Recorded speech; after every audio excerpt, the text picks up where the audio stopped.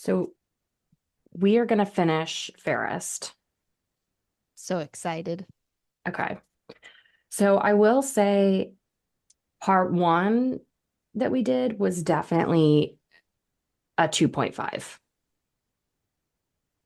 The Okay. second half, I think we're in the high threes, maybe a low four. Really? Okay. So I do think the second half is a lot better. I liked it a lot better. It did drag a little bit, but overall I enjoyed it a lot better. Um, so how is that going to average out? I don't know. People will have to wait till the end. Yeah, there's your little like trinket. Your Yeah. little, what's that? Teaser. Teaser. Yeah, yeah, teaser. Yeah. Okay, I was kind of like rereading it, getting ready for this pod, kind of like skimming through and stuff, and I was like, I like it even more than the last time I reread You just like it. being obstinate. Yeah, it got even better. It went from a 5 to a 10 out of 5. Oh my God. It's because I gave it almost a two and you're afraid. This still Sure. needs to average out to perfect 5. Yeah, you need to figure it out. Oh my God. Okay, do we want to do any bookalytics? The only announcement that I have for Bookalytics is that for the first time in Bookalicious history in the United States, Georgia is not the number one state. I didn't even see this. Is it Who, Texas? who do you think it is? Oh, yep, it's Texas. Texas. Wow, neck and neck. Yeah, they've been neck and neck for a minute. And um, Texas just today overtook Georgia. Whoa, I and it's know. Houston pulling the I know. team. Hmm. Houston and Dallas. Yeah. So Cool. welcome to our loyal fans. Love you. Appreciate you. In the number one tier now. Number one tier. That's absolutely right. And then California is a close third.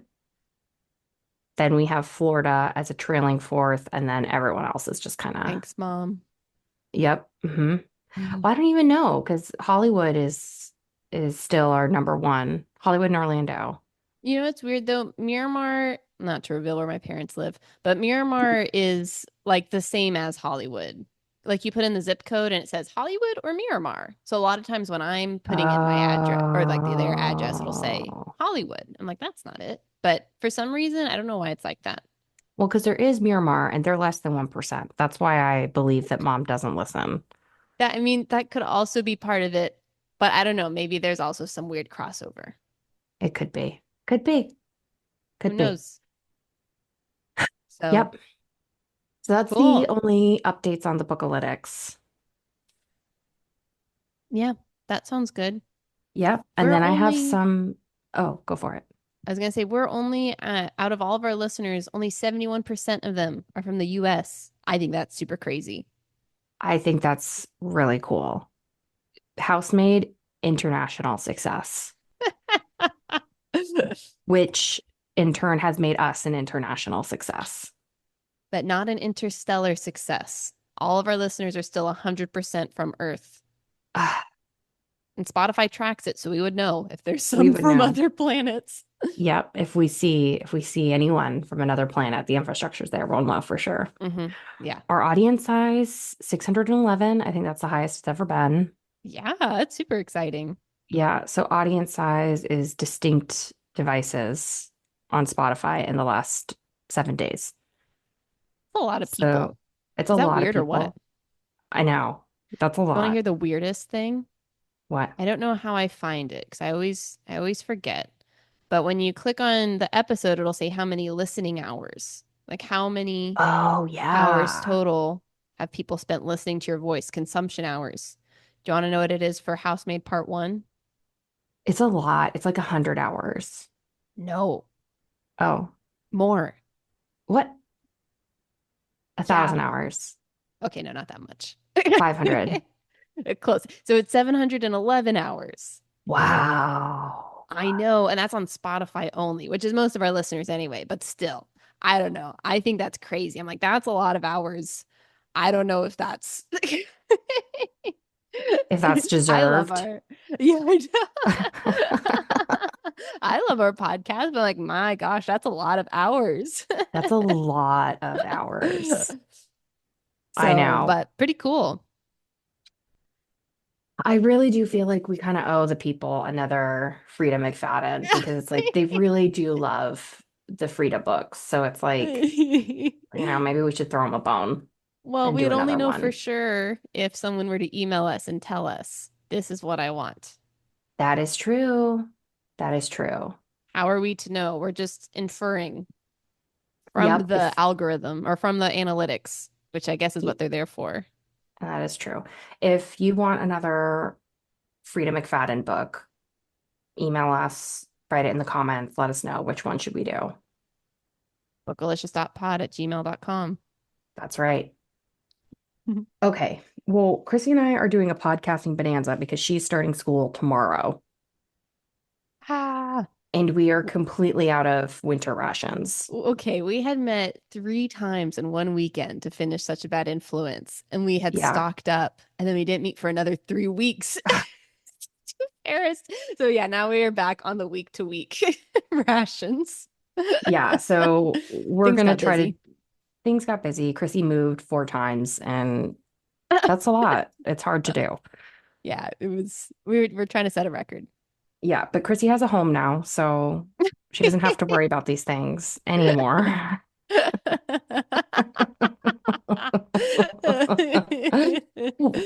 She can Yeah, put that now I worry to the can side and I can focus on the focus. pod.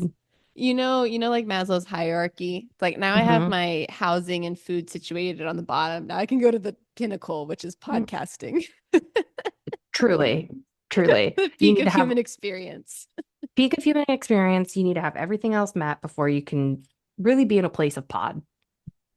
You can't be down on your dumps, down. What is the In the phrase? Down on your dumps. lumps? Oh. You can't be in the dumps trying to make people laugh and have a good time when you're homeless. Like you can't. You can't be in a Very place of difficult. pod. No, no. So I will say, based off our last podcast on Fairest, you had mentioned that Azab reminded you of Winnie the Pooh stuck in the hole in Rabbit's hole. And I sent you a video clip of Winnie the oh Pooh. my God, I I don't, laughed. I don't think I it's emailed back, but hilarious. I laughed so hard watching Me that. too. I started on this Winnie the Pooh marathon where I mean I watched like 3 or 4 Winnie the Pooh clips and they're just so hilarious. And I was listening to Winnie the Pooh on Spotify before just now while I was cleaning, and I was like, it's so good, Candy. He has songs about taking care of his tummy Uh, and exercising so he can eat more. I mean, maybe we could do Winnie the Pooh. We should. Maybe instead of doing a Gale in between, we should throw in a Winnie the Pooh. We could Why do don't like we a do whole, both? I mean, we can, but just to mix it up because we've done a lot of Gales now. I know, you're right. You're right. We can put in some Christopher Robin, Winnie the Pooh. Oh my gosh, I would love that. I Okay, think we good. should. Oh, good. Yeah, let's do that. And that's probably at the library. So, Yeah, excellent. All uh, right. Well, okay, what we're here to talk about today is Fairest we're by ready. Gail Carson Levine. Our favorite still. Yes. Hmm. Okay, yes. So, welcome to Bookalicious, a podcast where two sisters chat about books we're reading. I'm Chrissy, And I'm Candice. and today we're finishing Fairest by Gail Carson Levine, like Candy just said, and we're starting on chapter 19. So after our part one, Candy gave us a 2.5. She just clued us in that it might be up to a 3 or low 4 range. So Hmm. let's see. Okay, so in this section, this is chapters 19 to 23. My summaries have gone a lot longer because a lot more stuff happens in part 2 of the book. Yes. So, yeah. So in this section, things really start picking up. Azal finds out that she was likely born to nobility, but was abandoned to the inn, not because her parents couldn't afford to raise her, but because they didn't want her. Her parents tell her this so she knows that she does belong in the castle just as much as anybody else. Azal tries a beauty spell in the middle of the night that turns her into a statue for a few hours before finally wearing off and leaving her with a toe made of marble. Ivy is becoming more and more unhinged as she makes crazy decisions like not helping her subjects who are in drought because she can't deplete the coffers just because of the weather. Oh my This leads God. to people slowly turning away from Ivy and towards a rebellion, including Frying Pan, who serves the royalty scraps instead of a meal, which leads to Frying Pan being imprisoned, and the town tailor making Azaz's dresses garish instead of beautiful. Azaz is weeping because of the tailor's cruelty, and Prince Ajori comes to comfort Azaz and calls her dear heart, sweet, and kisses her. Azaz and Ajori's relationship is flourishing. Azaz gives the tailor a what for and gets the beautiful dresses she deserves. The queen makes one more crazy move and takes away the birds out of the castle. That night, during the sing, while everyone is really upset at Queen Ivy, an accident happens during Ivy's song that leads to Ivy shouting while Azaz is still loosing for her. So we're on a bit of a cliffhanger on this chapter, but it looks like they're about to be found out. Mm-hmm. Okay, so in this section, what are your thoughts on Ajori? Did he rise in the ranks? Again, like you said in the part one, you were like the love interest just kind of came out of nowhere. Mm-hmm. And I agree with you. Having read the book in totality, I wonder if we missed out on some of the signs because Azaz's low self-esteem, maybe, Yeah. I where will she was like say, yeah, misreading some of what Ajori was doing. I think that's possible. I will say this morning, as I was like skimming through it again, I did realize like they were spending a lot of time together. Like whenever she wasn't with Ivy, she was with the Jory. And they were like going on walks, they were like playing with his dog, they were like doing all these things. And so it's like, I think there just wasn't a lot of detail in their relationship. Whereas with Ella, it's like we got to see them really interact and be playful. And in this book, it's more like we spent a lot of time together. Hmm. That's it. And so it did kind of feel a little bit like a jump to be like, and now he's in love with her. But it's like I could see if you've spent a lot of time together over the last, few months, like it could lead to that. Yeah. Yeah. So, I think Ajori doesn't really do a whole lot. I would say Ajori compared to Char just feels very flat.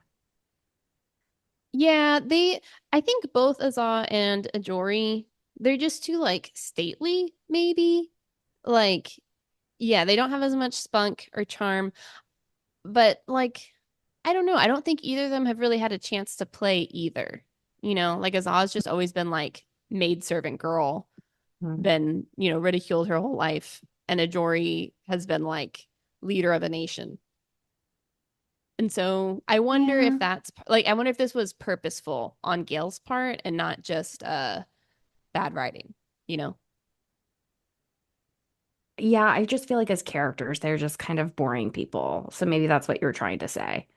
Yeah, she was trying to make them Boring people. bland. Yeah, I mean, Yeah. I kind of feel that way too. Like they're less relatable, or like less engaging. They don't draw you in as much. Yeah. Yeah. They just seem like Ella and Char, I would have wanted been, I was like, I want to be friends with you. Yeah. Azah and Ajori, I'm like, they would want to be friends with me.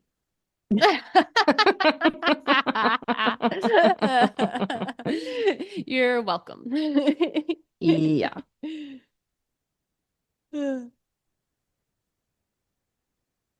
So what did you think about the reveal of Azaz's family being like, okay, now that you're in the palace, we're going to let you know we think that you are actually a royal because we found you in a velvet cloth.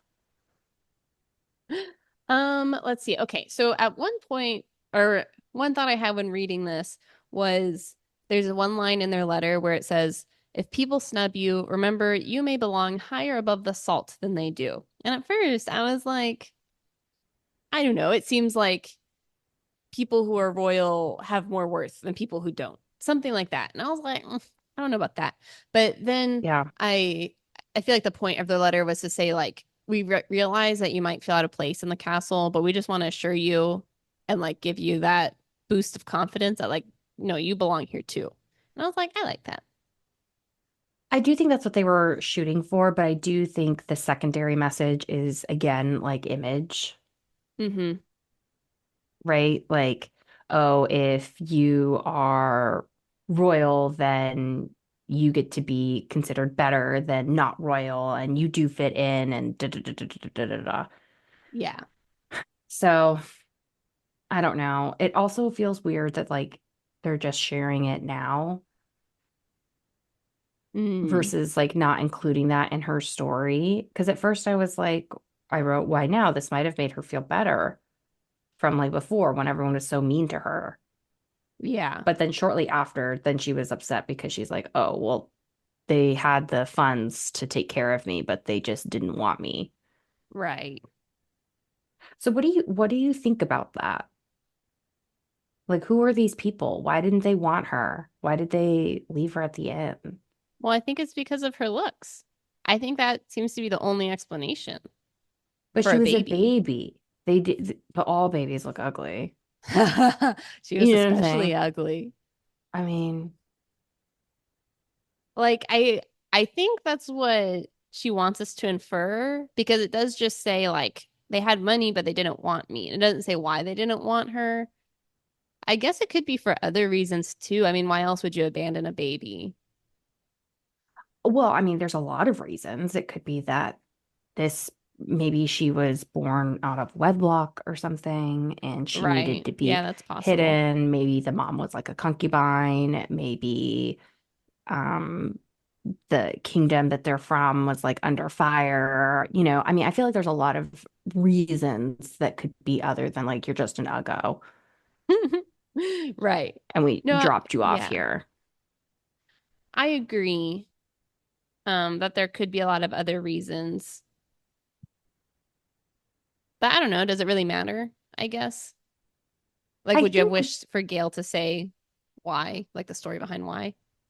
I think we could have spent less time on some other stuff and more time exploring like Azaz's heritage and like figuring out like where she's from and getting like a little bit more definitive on that. And I think that would have maybe added more depth to Azaz other than she's ugly and then she learns to deal with it, which is basically by the end of it. She Eh, learns to lean in, you know. Um, what? Okay, we'll but you get didn't like there. at the end because they did kind of talk about it in like the epilogue. Yeah, they did. They did. And we'll get there. We'll get there. But I just think that I just feel like that's more interesting about Azad than some of the other areas that we explored. Oh, okay. Yeah, I could see that. I don't know. I wasn't You bothered weren't by that. curious. I mean, I was curious, but I felt like the end answered it enough for me where I was like, okay, Yeah, good enough. yeah, that makes sense. Um, yeah. And I think like the like takeaway from this scenario is that Azah has just always felt out of place and like unloved by everyone except her family. And then Hmm. like this is just another like jab to the heart where it's like, man, my birth parents, they just didn't want me. And maybe there was a valid reason why, but it's like if you're royalty, I feel like you could find another way, Figure it than out. abandoning your child.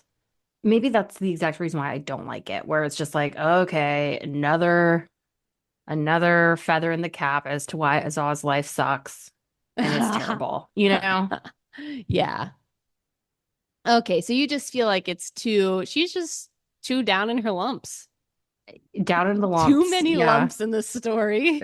Too many lumps. And it's just like, give the girl a break, you know? Yeah. Let's That find is out who her family is.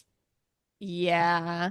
That is kind of true that like nothing good really ever happens until the epilogue, really.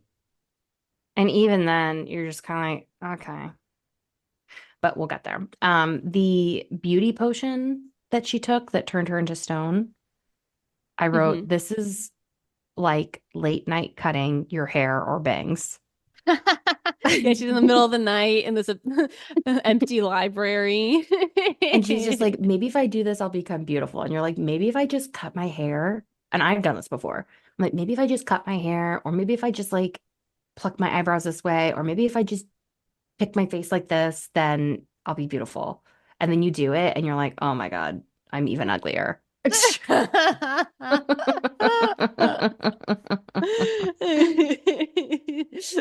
Yeah, this was rough for Azaz. She was just a statue all night. And Ugh, I don't know. I was like, man, that would be pretty rough.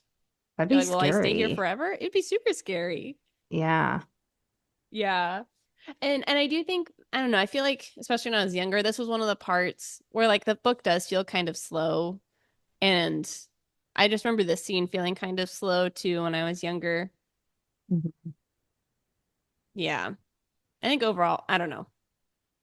So It after just reading the kind of, book, oh, go. yeah. Sorry. Well, I was just gonna say I feel like maybe things feel kind of passive or it's described passively because there's even a line when she was talking about the letter her parents wrote where she describes her parents something as the woman who'd borne me and the man who'd sired me had been rich enough to keep me if they liked, but they wanted nothing to do with me. And it's like, who talks like that? The woman who borne me and the man who'd sired me.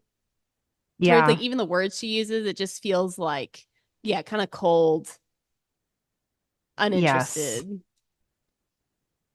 And so I think the spell was kind of a similar thing for me. Yeah, I would agree. This is so the theme of Gail's book, what I've distilled it to is that it's the pursuit of beauty that is dangerous. Oh, interesting. And there's a couple lines that come up with that, in my mind that support that. And so this is one of her examples of her pursuit of beauty is very dangerous. Interesting. Yeah. Do you think it's just the pursuit of beauty in itself or the pursuit or like kind of your intention behind the pursuit of beauty? Like why you want to be beautiful is also part of the danger. I mean, I think that's part of it, like to because that determines like what lengths you'll go for it. But Yeah. both Ivy and Azah are just so desperate to be beautiful that they would do quite literally almost anything Yeah. for it. Yeah. And Azah was willing to try a spell that she just saw in a book and just see what happens. And she turned Right. herself into stone. Yeah. No, I think that's definitely true too. But it is also interesting that like beauty isn't a bad thing. And like later in the book, we see like the reality that beauty is helpful. Like when you're Hmm. beautiful, things are easier for you. And so, yeah, I don't know if it's so beauty isn't a bad thing. Wanting to be beautiful might also not be a bad thing. But yeah, I guess it is kind of like what you're willing to do for that beauty. That's where it can become a bad thing. Yeah. Yeah, that's interesting. I like that. Hmm. Something, because remember at the beginning of the book, I was like, oh, her face is modeled. Oh yeah, There's a line with the stone statue. And when she starts becoming real again, she says, I scratched my ribs. I held out my hands. They were still broad, still meaty, still modeled. I saw that. Yeah. So that's, I think, why I was thinking her face was like that. But maybe what she means is like when you're really pale, you kind of get like red or veiny, kind Yeah, of. you change colors. Yeah, exactly. Yeah, I think so. Okay. So Frying Pan gets arrested. She goes to the prison. And now all of a sudden no one knows how to cook. I wrote that too. I was like, what? They said the castle fare deteriorated. Without Frying Pan, meals were late, bread was stale, cheese was moldy, roasts were undercooked or burned. One memorable cake was frosted with chicken fat. I'm like, how did you get up to that? I literally underlined the chicken fat and put question mark, question mark, question mark. I was like, that makes no sense. Like, why? How would you even think to do that? Like, what was Who was Frying Pan working with? What was she doing back there that left them Either in shambles? either everyone who Frying Pan was working with was so incompetent, that's why she was so grumpy all the time. She's like, you don't even know what I have to deal with. That's scenario one. Scenario two is that she's so bad at explaining things that no one knows how to do anything but just listen to exactly what she says. Like No. she's not like teaching them or like training them. She's just like Right. using them as like robots. Yes, I think so. Because it doesn't even seem like they're doing that to also be rebellious and like snub the queen. They're just Hmm. bad at their jobs. Yeah. What did you think of the letter? So the family writes a letter to Azah after Queen Ivy starts making heads roll. Uh-huh. And so then everyone's terrified of her. So then guests go to the feather bed and they're like, "Oh, we're like Lady Azah, like let her know that we're so sorry we were rude to her." Might be. What did you think about that? Um, I mean, I think honestly, her response, I was like, yeah, that sounds right. She said that I was surprised anyone felt guilt and I couldn't help being pleased. They should have apologized long ago. Okay, that sounds kind of mean, but the idea that like it's right for them to apologize, but this shouldn't have happened.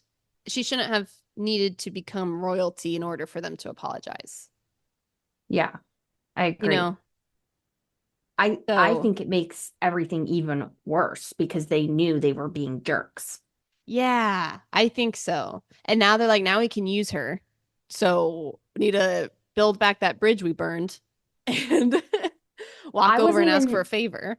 you see, I wasn't even thinking like they were trying to build a bridge. I think they were just trying to like hedge a bet. They're like, okay, we need to make sure that Azad does not whisper in the queen's ear to go burn our town because we were rude to her. Oh, That's how I took yeah. it. But Yeah, you know? I could see what you were saying too. Right. That they're just like wanting her to help them, basically. Yeah. Yeah, either way, they're trying to still trying to get their own ends of either Azah helps them or Azah doesn't hurt them when she has the Yeah. chance to do either one. Right. And I think it's just the fact that it wasn't pure ignorance that led to their comments. It was them being intentionally mean because Yeah, that's why they thought to apologize, you know? right. I mean, I don't think we did you ever think it was out of ignorance? I don't know. I feel like that could have been one of the possibilities where it's just like they're saying things and they don't even realize what they're saying is rude. Right. Well, the apology, um, it says that this one guy sent his apologies if he'd ever been unpleasant to you. So some of it is also like, if you were unpleasant to me, of course you were. So maybe there is still some of that ignorance where he's like, maybe I wasn't very nice. I don't know. I don't know. I feel like if you say, whenever you say, "Oh, I'm sorry if I did this," that's already a Yeah, half apology. So that's already right, like you're not really there. You're not where you need to be. That's number one. right. Number two, the only reason why they would, in my opinion, they would even think to say something like that is if they believed there is a possibility they had done something. Maybe they don't remember exactly what it was, Yeah. but they're like, okay, if I'm a Zaw and I'm thinking about this random guest, would I put them in the behead column or would I put them in the give them property column? And Yeah. they're like, I really might be in the behead column. So let me go ahead and make a visit to the feather bed and let them know that I'm so sorry if anything I Uh, said, you know? yeah. Yeah, that's fair. I think that's right. Azal doesn't seem to think about it too much though. No. And again, it's like, I don't know. I feel like if she had spent a little more time on stuff like that, I think that would have made her a little more interesting. Maybe Yeah. not. Yeah. No, I could see that. This is all very businessy. So I Yeah. did this in order to do this. Yes. Exactly. If I get that.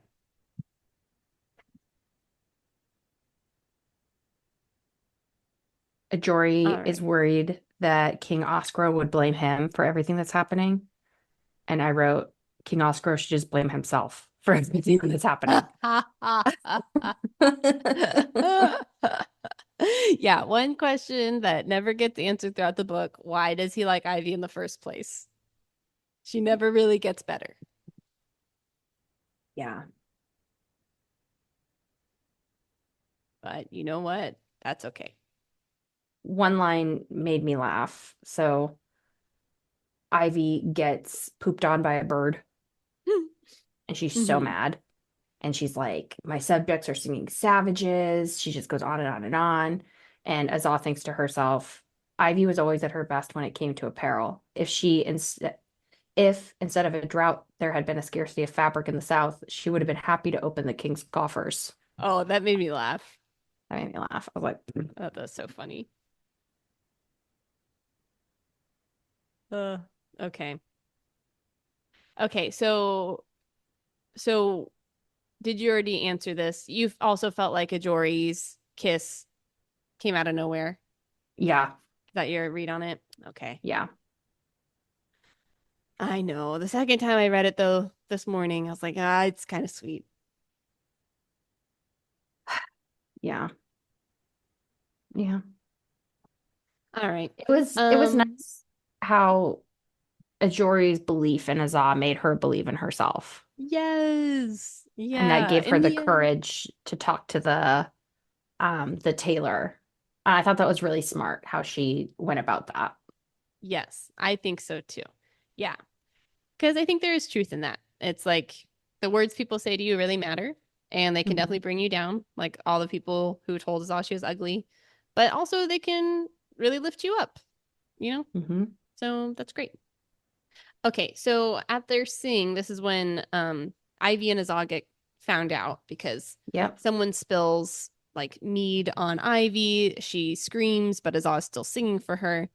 Was that all a setup? Did the choir master say, "Hey, I want you to bring this goblet up to Ivy, but spill it on her"? Or do you think it was an honest mistake?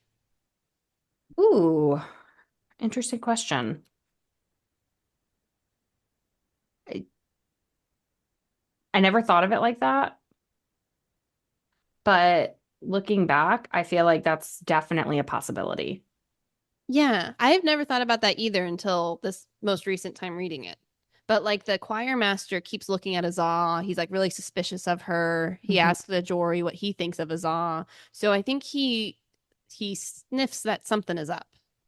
Yeah. But he's like, I don't know what it is, and maybe spilling wine on Ivy will fix it or will reveal it.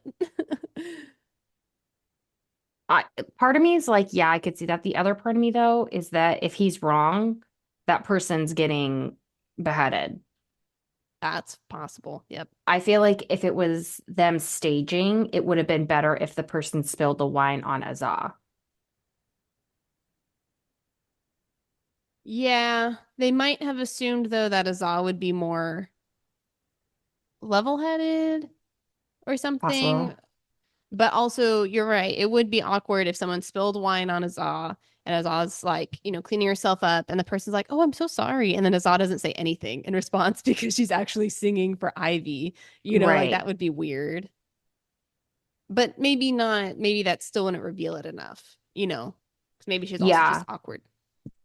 Yeah. I'm just thinking like if I were the choir master and I really thought there was something up and I wanted to sniff it out, I don't know that my first strategy, maybe he's been doing stuff and we don't even know it, but I don't think my first strategy would be let's dump something on the queen while and embarrass her, knowing that her ego's so frail Right.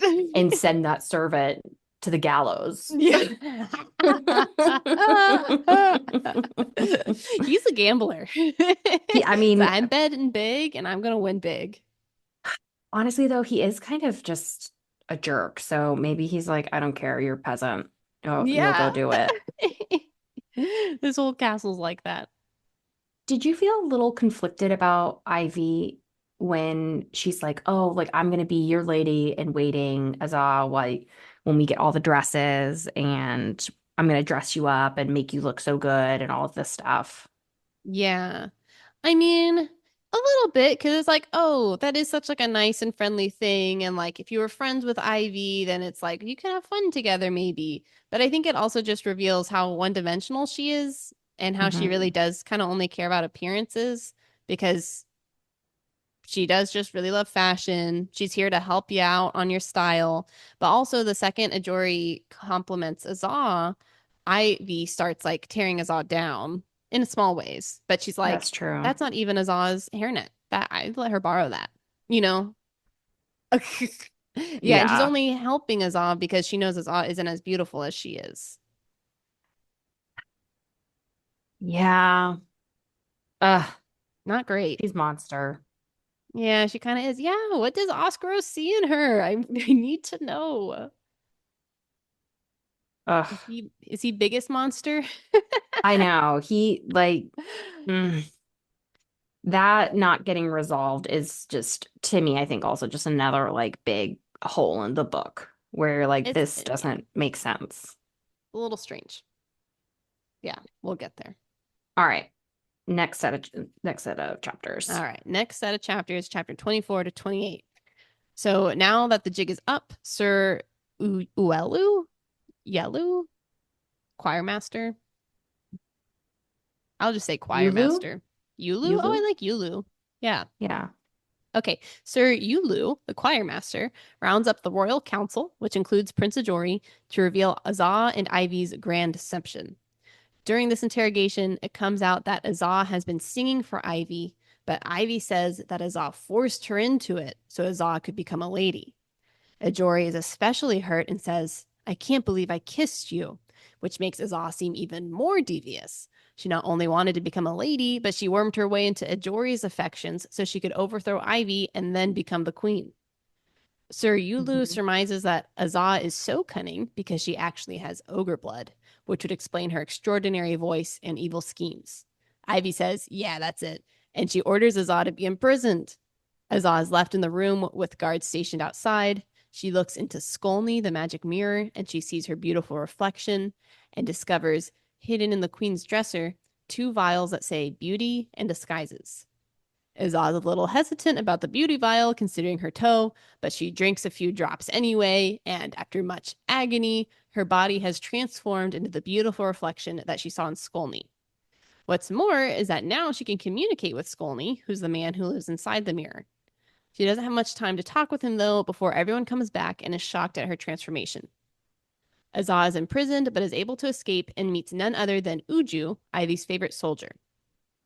It comes out later that Uju was ordered to kill Azah so that everyone would be safe and he could be knighted, but he couldn't bring himself to do it because she was so beautiful, and also because she saved him from ogres on their journey. Uju plans on bringing Azah to Gnome Caverns before he returns back to the castle and tells everyone of Azah's death, and tells Ajori that one of Azah's cousins ate her, aka an ogre. Jam-packed section. I have a lot of comments here. Oh, good. All right, go. Prince Ajori, like he went from Immediately mid to turning. flop. I literally, everyone's like, oh, Azah is the mastermind. She concocted this, even though it's like all that Ivy's done is display all of her bad qualities in the open constantly. They're like, no, it's clearly Azah. Like her explanation doesn't make any sense. And Ijori is like immediately throws her to the wolves. And he just like three Yes. pages ago said that he loved her and he was going to marry her. I know. Okay, so one possible explanation of this is that singing is just so important in their country that the thought that you would fake it and deceive everybody like that in itself is already such a, terrible crime. And then Ivy's story does make sense of like Azal wanted to do this so that she could become a lady and then become queen. It's like, okay, sure, that's possible. But no, you're right. I mean, Ivy is just so terrible. Like, I don't know. And I think the Yeah, only reason why they're believing her is because she's beautiful. I think so. Well, I think that's kind of part of the story too, is that people are already kind of primed to not like or not believe Azah, like just to think that oh yeah, she's probably a bad person because she's not beautiful. And so now this So one little spark is there, and they're like, yep, that's it. So why does Ajori fall for it? I feel like he should have been like her defender I and then think so too. overpowered by other people. Yeah. I think so too. I don't really, yeah, I don't know why he left so quickly. Because he's like, what? Ugh, ugh, I can't believe it. I kissed her. Ew. And he's like, gross. She's an ogre. And it's like, then he's going to come back in a couple chapters and be like, I always thought you looked very good, stately, grandeur. And it's like, okay, but when you thought I was an ogre, you were like about to make yourself throw up. So what about that? Yeah, I know. And like, I don't know. I could see him though being like, "Oh wow, I've been deceived this whole time." Because at the very least he has been deceived by her singing for Ivy. And I could see that being hurtful, but I also think it just seemed too dramatic too quickly. I just feel like if you love someone, if you really love someone, you defend them in public and investigate in private. Do you think it's different though if it's like you're running a country and it's like there's someone who possibly just committed treason? Like, do you still defend them in public? And also, you're not really married. You're not Well, out in the open in a relationship. we're saying at this point, they have fallen in love because they've been spending so much time together. So he would, whatever version of Azah that he thinks he knows her very well, and he was going to ask her to marry him. Yeah. So that's like very serious. And then the second there's like a hint of something amiss, and it's not that it's like a slam dunk, it's that there are two versions of a story. He immediately sides away from her. Yeah. I I don't know what to say. Because yeah, Like I agree. he's kind of a flop. He's a dud. Yeah. And it doesn't Yeah. even really make sense because Ivy's like, because Azaz's like, she threatened to close the feather bed and throw me in prison. Based on all the evidence, that sounds correct. And then Ivy Right. says, she said she'd sing for me if I make her my lady in waiting. That's what she really wanted. And it's like, okay, possible, but she's not forcing you to have her sing for you. Right. Like, she's not Yeah, holding a that gun does to your make head, sense. being like, I need to do this to you. Like, Right. Unless it was like, hey, make me a lady in waiting and I'll give you the most beautiful voice ever. But yeah, no, it would still require okay. Ivy. So yeah. Like it doesn't really make sense. This does seem like a big turn of events all of a sudden. Yeah. Yeah. I agree. Then Azaz starts losing and like making her voice pop all around. And then she says, I deepen my voice to imitate Master Aguso. Azaz was frightened. And I was like, that's cringe. Like, speaking of yourself in third person, I don't know. I was like, this is weird. I didn't think that was too cringe because they asked her a question. It said like, "Why did you do that?" or "Why didn't you say anything?" And then I don't know. I didn't think it was too cringe. All right. To me, I thought that was cringe. I was like, you need to be fighting for your life, not Not making losing, jokes. not making jokes. And then she starts singing about the inn. And I was like, now is not the time to talk about the inn.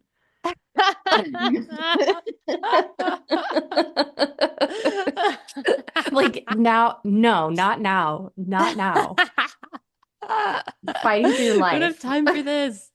Yeah, you saying that you're an innkeeper's daughter and there's no room for deceivers, like, no. It's not the argument that's going to convince them. Yeah, I mean, Azah is very professional. She's very businesslike, not very tactful, I don't think. I don't think she didn't have a lot of strategy in this one. She just, to me, she just doesn't seem very like smart.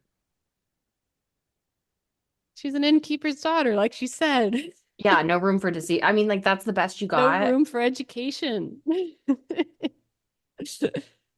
You know what I'm saying? I just think that she's not doing a good job to defend herself. She's I being don't. weird. Mhm. I mean, on the one hand, yes. On the other hand, she did try to defend herself, and people immediately shut her down. And she's already feels like super self-conscious and like she's not worth anything and all these things. Like on the other hand, it's like I don't think she really could have done anything anyway.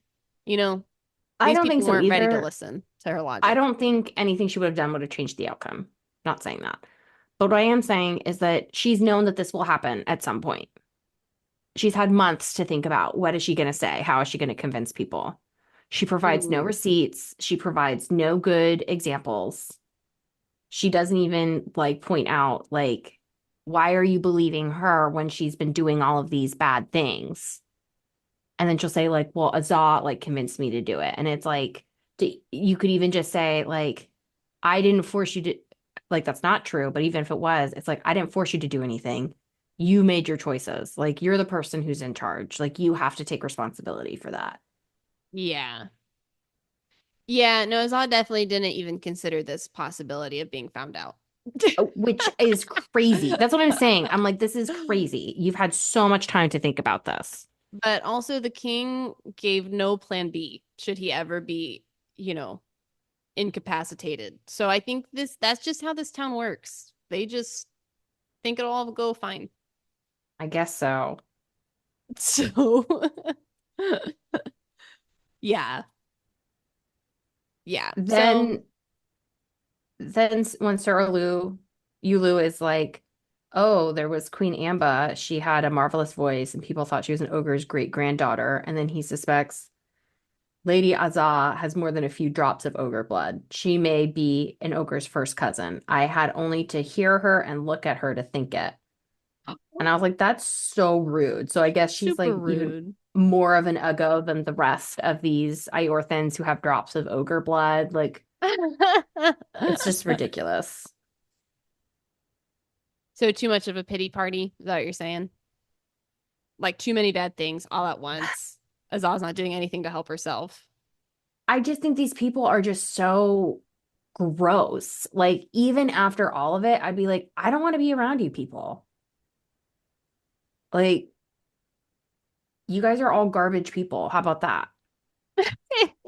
But everyone in Azal's whole world is garbage people. To where it's like, well, That's what I I'm gotta live saying. somewhere. To where like at Th- the end, it's like, all right, I guess I'll be here. That's what I'm saying. I'm just like, I would be like, I'm out of here. Peace out. I'm gonna go find my real family or my bio family and see if I can go be queen over there. I wouldn't do it. By the end of the book, that's what you'd do. I feel like with these people, they threw her in prison. They didn't believe her. They've been calling her an Uggo. They're calling her an ogre, like all of these horrible things. And then she's going to come back and be like, and now I'm the queen. Now you have to, like, how could you ever have like any trust that these people see you as anything different? I think she doesn't trust. I think she only trusts Ajori at the end. And even then, why are you trusting him? I mean, more stuff happens. Like later in the book, it's like, okay, their relationship could be repaired. I get though this is a major, you know, stab into their relationship. A Joy But sang, his voice full of horror. Horror. I kissed you. Horror? yeah, I mean, yeah, it's bad. I agree. And then they're like, she's hallucinating. We can't trust our ears. We don't know what's happening. And I'm like, you guys are being so dramatic. Like, Yeah, they're being okay. So they also though think that Azal was the advisor behind all of Ivy's terrible ideas. So not only did she deceive all of them in a loose, but also she was plotting this rebellion so that she would become queen. And so it's not just the deception part, but it's also like you were destroying our whole kingdom so that you could, win. And like that's pretty bad if you think someone actually did that. That is bad. It to me, it really doesn't pass the logic test of Ajori being on his own volition, being like, I wanted to marry her. She never said that. She never said anything to convince him. She's like, oh, we should get married, or like, wouldn't it be so cool? Or like, if someone was trying to convince me of something, I would expect that they would be the one to broach the subject. That's not how you convince people sneakily. That's not how an ogre would do it. They would make you think it was your idea. She's so good at the game. I guess that's, I guess that's possible. I guess that's possible. These people, they just seem like not good people. Yeah, no. And they're not supposed to be. Ugh. But like you just feel like no one in the book is likable, and that's annoying. It just seems like Azaz should just be like, forget you people. Like, I'm gonna go run off into the sunset and maybe Prince Ajori comes with me and we go find a land where everyone's accepted and we go mate, you know? Mm, No. no. Well, why don't you bring that back up again at the end? Because I All think we right. could, yeah, write down that note. Running off into the sunset, find a new land. Because I don't think that's the right conclusion. Yeah. Next question. After all of these horrible things just happened, then the mirror says you can drink this potion and you'd be beautiful. Would you do it? Um, well, doesn't she drink it first? Because I don't think the mirror can talk to her until she drinks it. So she just So, sees a vial that says beauty, and she's like, might as well try it. The mirror can only show she her images, so it shows her the beautiful version of herself. Yeah, so she remembers her toe, and then she put in just a few drops. Yeah, And then Jori is like, drink up the rest of it, not a otherwise, joy. The Skolny. or Yeah. Skolny says, drink up the rest, otherwise you'll turn back. Hmm. But then she's like, no, that's good enough. I think I So I would leave get, it there too. but I guess the first question is, if you saw something that says like beauty potion, would you take it? No, I mean, I don't know. Okay, would I take it at this point for us all? Definitely, because it's like she's Yeah. going to prison. Might as well. What else do you have to lose? I kind of think taking a few drops might be a good idea. Although the other question is like, okay, well, are the, negative side effects, are they worse if you drink the whole thing versus a few drops, or is it the same no matter what? And she just doesn't know. So you could, Yeah. because I mean, if you drink a few drops, you can always drink the rest later. Yeah. I guess I'm saying is like, I would have drank the beauty potion in a heartbeat too. And all of it, or a few drops. I would have started with a few drops like well, actually, no, knowing me, I would have just went out. I would have thrown the whole thing back. But she was smart to only drink the few drops. And I think she assessed Skulny correctly right Yeah. away. But Yeah. at this She stage of has the some game, good moments. well, because we had talked about it in the first part, and you were like, no, I don't think I would take like the beauty potion. Da, da, da, da, da. At this stage, I would definitely take it. Well, we were talking about like in real life. Like if someone offered you, you can be beautiful, no side effects, would you do it? Yeah, I guess I'm saying like if you're kind of like at this stage in your life where a group of people are all turning on you and calling you an ogre Yeah, and I all would these drink it. things, yeah, like I would drink it too. Yeah, I would. I think that makes sense. Okay. Yeah, I thought that was smart of Azad to not trust Skolny. Good choice there. Mhm. And now she's beautiful. Now everyone's like, maybe she's okay. Maybe we shouldn't arrest her. You're like, oh, Ugh. shit. But they still arrest her. So, And then Ajori just like lets her get taken away. yeah. I mean, if he really thinks that she had committed treason and was trying to overthrow the whole kingdom, I mean, I don't see how anything has changed from the last scene to this one. Okay, so original Snow White story, I was looking up the Wikipedia of it. I don't know if she really has anything good going for her either because she's supposed to be killed because she's so beautiful. The guy's like, I can't do it. You're too beautiful. And then she starts living with the dwarves and she just finds this like unkept house and she's like, better clean it. And so then the rest of her life is like living with the seven dwarves and cleaning. And like, I guess she seems happy then, but I don't know if she really has a lot of happy moments either, you know? I So mean, Azah also doesn't have a lot of happy moments. I would think living with the dwarves wouldn't be so bad because they wouldn't be, trying to use her for her beauty or jealous of her. And it's like, yeah, she had to be like a little maid and clean up and stuff, but Yeah, that's not maybe too that's bad fine. if that's your I mean, only job Azah also though she did have a Jory, and that was really great until he turned on her. So like immediately. she also had some happy moments. Yeah, I mean, yeah. Okay. Anything? Oh, okay. So she's in the prison. Then she like escapes. Uju takes her. Supposed to kill her. He can't. She's too beautiful. Any other thoughts on all this stuff? Just being like, oh, you're too beautiful. I felt like Gail could have easily been like with the Uju thing. It could have literally just been like,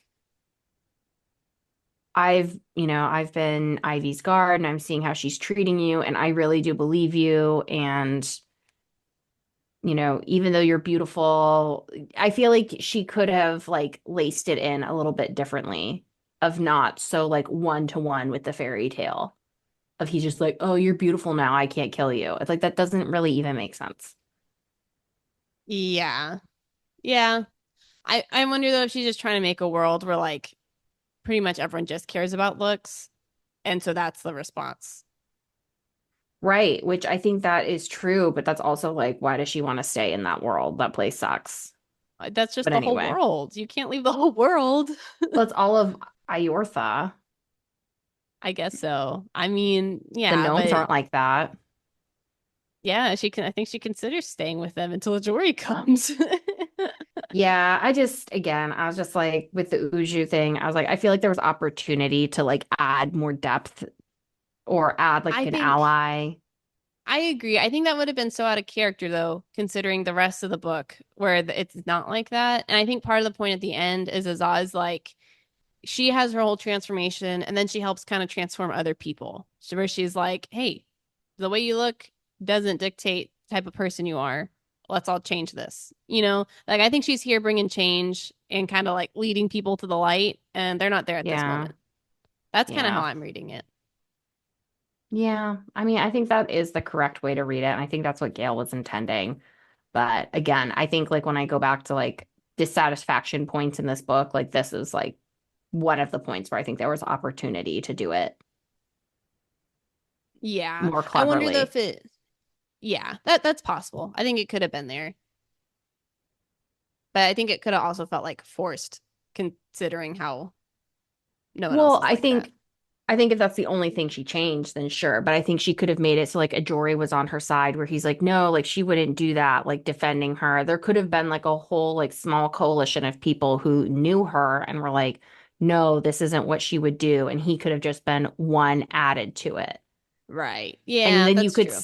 and then you could still have your monsters who only care about beauty, but it's like every single person. It's like there's Yeah. no one, I don't know. That's why I'm like, to me, it's just very like one note, like people just doing the same Yeah. thing. No, that's fair. So, That's true.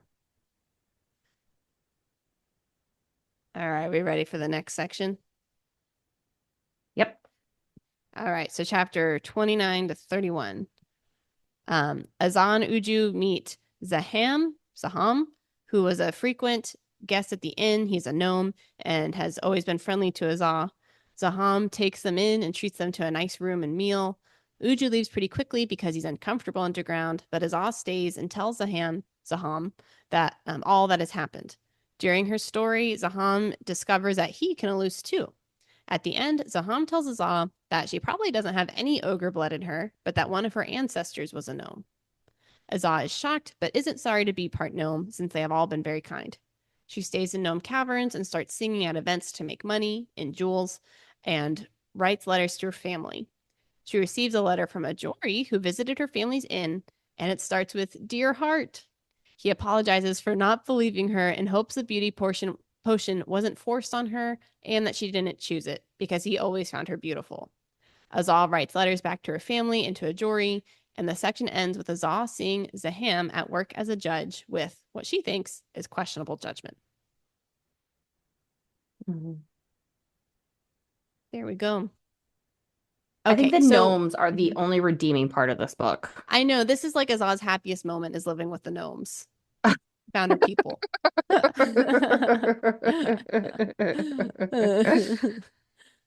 Yeah. And like these are the people, well, and it's kind of funny though too, because the gnomes thought old Azal was maybe not beautiful, but she was less ugly than the other humans because, they think like humans are just kind of ugly, but Azal was less ugly than the rest. But now she's taken this beauty potion, and so now she's not beautiful among the gnomes either. I And it is just know. kind of ironic where it's like Azal's beauty did actually help her get out of things because it meant that she lived. Uju didn't kill her. But she never does really enjoy being beautiful around people because when she is beautiful, now she's with the gnomes and they don't care. Yes. So it is kind of ironic. Yeah, and it's like a big bummer. It would have been nice Yeah. if she could have like walked around the palace and people like oohed and awed her. All these vain people, you know? Yeah, but the whole point is it's not what other people think about you. It's what you think about yourself. Yeah. But I mean, yeah, Uh, that would have been more satisfying. Something alarming is that the gnome's favorite scent is sulfur, Oh, which as uh-huh. a kid I didn't know what sulfur smells like. Like Smelled rotten like, eggs. yes. Like, ew. Awful. That's so gross. Yeah, it's not like what their bath smells like or something. Yeah, you're cleaning and rotten egg smell. Oh my gosh. No wonder Uju was like, I gotta go. Forget I about breakfast. I'm leaving now. I legit thought the same thing. I'd be like, I'm out of here. Like, sounds right. Okay, so last time when you were predicting what happened at the rest of the book, you had said that Azal was, I think, half ogre, half person, or Yeah. maybe half ogre. I don't think you said gnome. So were Yeah, I you forgot. thrown for a loop? I was like, oh yeah, that's right. But then I was kind of like, maybe she's ogre, gnome, and human What? because Zam's like, you're wide and you have the Hatan hair, but he's like, we can't address like why you're so tall. Because if she was The gnome, human was tall. yeah, but she's even taller than normal humans. So you would think if she's mixed with a gnome who's small, then she would be of average, if not average below height. I don't know. So She I only was got the like, tall gene. uh, I guess that's, and you're the biologist. So I was like, maybe she's like all three. Because also Iorthans, it sounds like very commonly get mixed up with ogres, which I don't even know how that No. happens. I think it's only once or twice. It was the queen No, who had they said ogre it was blood. like they said it was like 40 different people. What? When did they say that? It was only like one or two people. Oh, maybe it was like 40 people did the beauty potion, we find out later. Oh, yeah, yeah, yeah. But still, it's like the fact that it's like in their lore that like this happens sometimes, it's like it's not like it's rare, but it's not unheard of. Um, I yeah, I mean, I guess so, but it's only heard of like once or twice. But yeah, I mean, it's weird. It Also is kind of weird. weird for gnome and human to have a kid too. I That's weird mean, too. right. It's all kind of weird. It just seems like I don't know how that worked out. Gail doesn't go into a lot of detail, probably for the best. Probably for the best. I could see though these Iorthans being like, if I get with this ogre, I'm gonna get the most beautiful voice baby. I don't think it's worth it. I don't know. I don't know. Maybe. I don't know. I don't know. Yeah. Well, I don't know about that one, but I do like the gnomes. And I kind of liked that this was how Gail explained the dwarf thing. I really Um, liked that. yeah, we're like I this thought that does was make really sense. She's nice. living with gnomes. She likes it. She can live Yes. down there because she is part gnome. I Yes. liked it. This was like my favorite part of the book. Yeah, gnome caverns was cool. And Zaham is like, oh, the innkeepers are not your true parents. And then Azaz says, they're my true parents, but not my birth parents. I thought that was really Hmm. nice. Yeah, so good. We love it. And then I thought it was really sweet when, after she's done with the story, she says, Zaham, may I stay here? Zaham, cousin, did you think we would toss you out? Azah, I wept again. For the second time in my life, I was being accepted into a fold. And I thought that was so Oh, nice. I know. I They know. immediately take her in. Even though they think she's ugly, they never make her feel ugly. Yeah. I think she is just around a bunch of losers in Aortha. That's what I'm saying.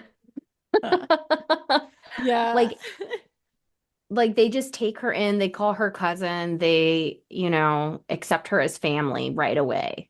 Yeah. Well, maybe that's kind of all part of it, where it's like now Azah, beyond just her immediate family, who, on one level you're like, oh, my family has to love me. It's like, okay, now there's these other people who have adopted you in and who treat you like family and love you and all these things. And maybe part of Azah's mission is like, okay, I gotta go back to the castle and she is like tasted heaven. She's like, I need to bring this back to Eortha. I'm gonna make people kind over there. Maybe that's part of her life's mission. My life mission would be like, who's my gnome, like royal person? Let me go find them and then go be queen of the gnomes. It's like they know what's up. They're like, they've got it down right. Yeah, but she kind of belongs along the gnomes, but she's not a gnome. She's distantly related to the gnomes. Like you can't stay with the gnomes. All right, I'd figure it out. I would just be like regardless, I'd be like these eight orphans people, they suck. I'm just gonna say it, and I'm gonna stay with the gnomes. Maybe I can only summer there. Maybe it's only for little bits at a time, but like those are gonna be my people. Yeah, I mean, I get it. I think at the end doesn't she visit them? Or maybe they visit her or something. I think they visit her. I think so. But anyways, yeah, I get it. Ijori's letter to her, it Another ends like up sudden being flip. it okay, so it ends up being sincere, but if I was reading this book for the first time, I wrote this sounds like a trap, to be honest. Where it's like he totally was disgusted by her and like sent her away. And now he sends her this letter where he's like, oh, I hope you're okay. Just let me know where you are and I'm gonna find you. And like just tell me where you are and everything will be okay, type of thing, you know? It seems like he's trying to lure her out. Maybe. I don't know. Because he just like flip-flops like crazy. Yeah, he does. He did flip-flop like crazy. I mean, I guess on the other hand, it's like that was one flip in the midst of a lot of chaos and all these things, but there's been like, months or whatever of like consistent love. And now he's gone back to that to where it's like, yeah, this is the normal. And I mean that is what happened. That is what happened. But then Azah immediately forgives him. She says, I forgave him. Of course I forgave him. He didn't repent. I was like, question mark, question mark, question mark. I'm like, he most certainly does need to repent. Yeah, he does.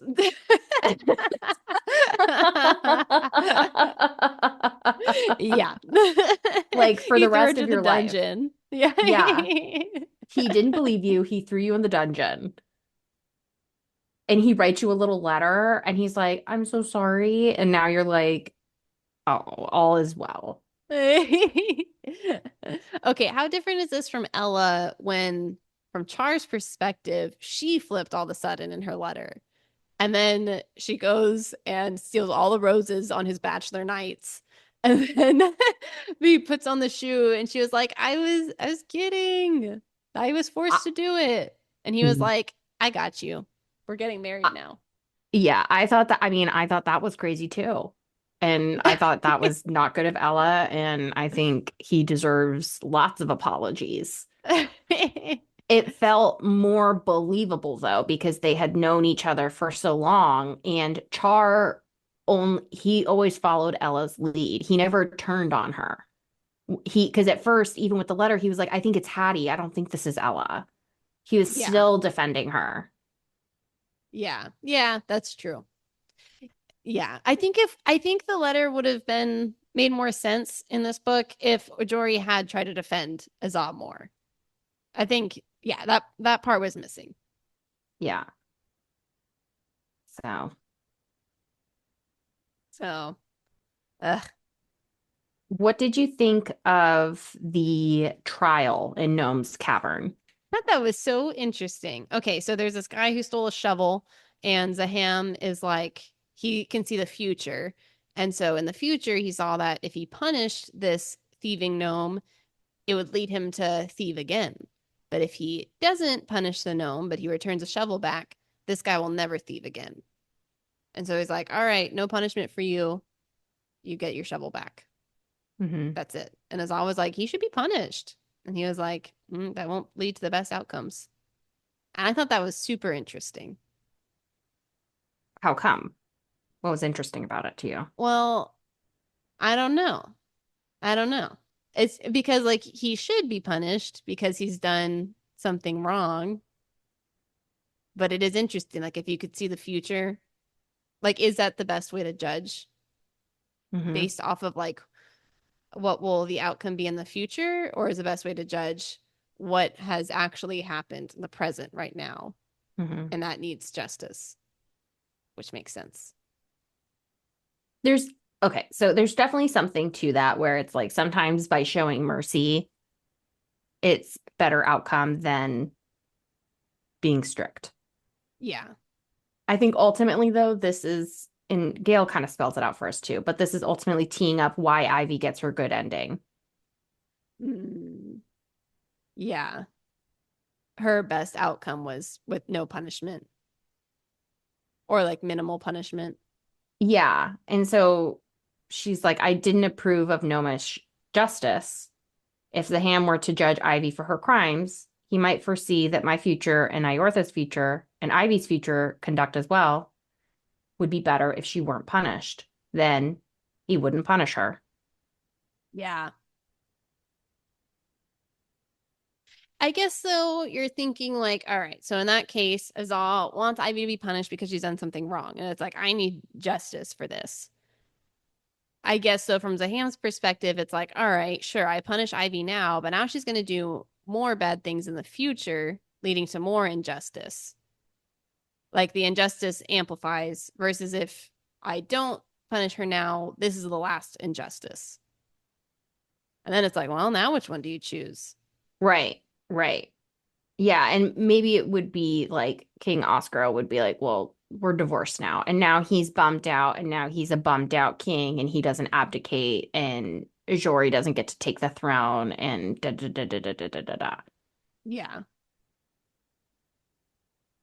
And maybe you could even extrapolate that to like why Azat is seemingly so forgiving of all the people being so mean to her, because it's like having quote unquote justice on them wouldn't fix the problem. It would just like people would then think that she is a monster, even though it was like deserved. Right. Yeah, that's possible. So I did like that case. I thought that, Gail's I think it's trying to really interesting. tie this stuff together. Yeah. Yeah. I don't agree with it, but also we can't see the future. That's true. So would things be different if we could see the future? I don't know. I know. Intriguing. Yeah. Ready for the next section? Yep. All right, we have two sections left. So this is chapter 32 to 35. Azah is buying things at the gnomish market when she sees a stall selling human food. She is super excited because she's been on a strict root vegetable diet with the gnomes. She buys lots of food and it tastes delicious. She decides to even eat an apple, but as soon as she eats it, she realizes it's been poisoned. She feels her essence rise out of her body and fly back to the castle and into the mirror Skolny. Azah is now trapped in the mirror with Skolny, who is the evil mastermind behind all of Ivy's devious plans. The inside of the mirror is just a room with one seat that Skolny sits in. Skolny tells her that he was a wedding gift to Ivy from the fairy Lucinda, and Ivy drank the potion to become beautiful. Skolny was trying to orchestrate Ivy's death because when a potion drinker dies, it allows Skolny to take a vacation from the mirror until the next time Lucinda gifts the mirror to someone. Azah drank the potion, so he decided it would be easier to orchestrate her death instead of Ivy's. However, because Azah didn't fully drink the potion, or because she's not fully dead, Skolny is not able to leave the mirror, so now they're both trapped. Skolny decides he must now kill the queen in order to get his vacation. And I wrote here, fairy tale villain or Labor Party's revolt. You decide. We'll do whatever it takes for vacation.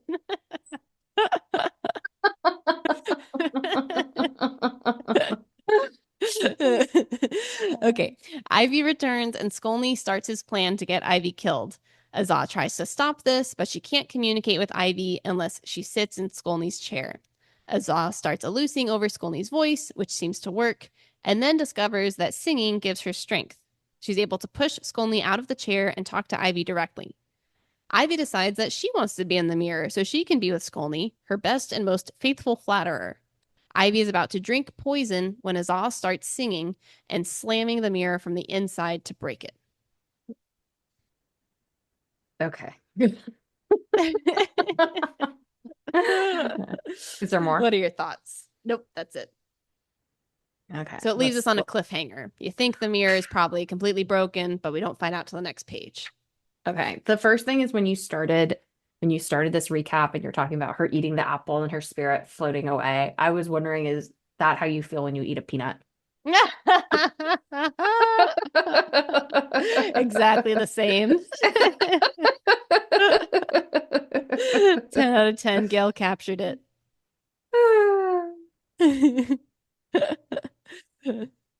I thought it was interesting that so before she eats the apple, Zaham's like little spy brought news. And his news I thought was I was like, I wonder how this all came about. And it says the King's Council was meeting openly again.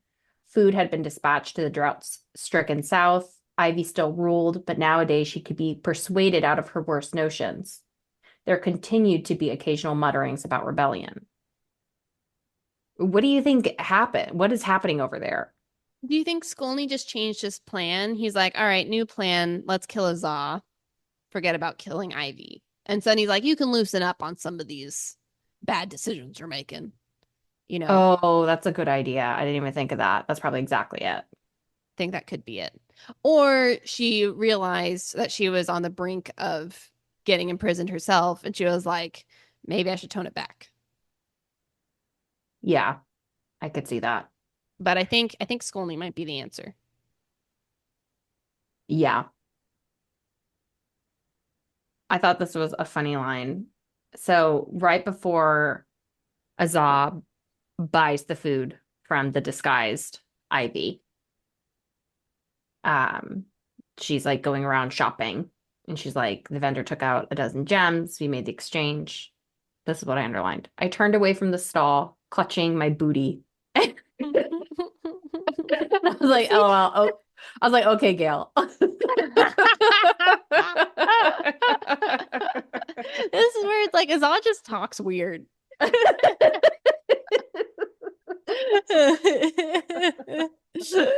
A lot of the issues I think we're having with the book could be fixed if Azal were more exciting. Yeah. And less like, I don't know, medieval innkeeper, which is what she is. So I guess it makes sense. Yeah. I also found it weird that when Ivy was disguised as a gnome, she said, oh, maybe that does make sense. She says, just for you. she said, in heavily accented Aorthan. And I thought it should have said Kyrian because Ivy speaks Kyrian first, Iorthan second, and Gnomish third.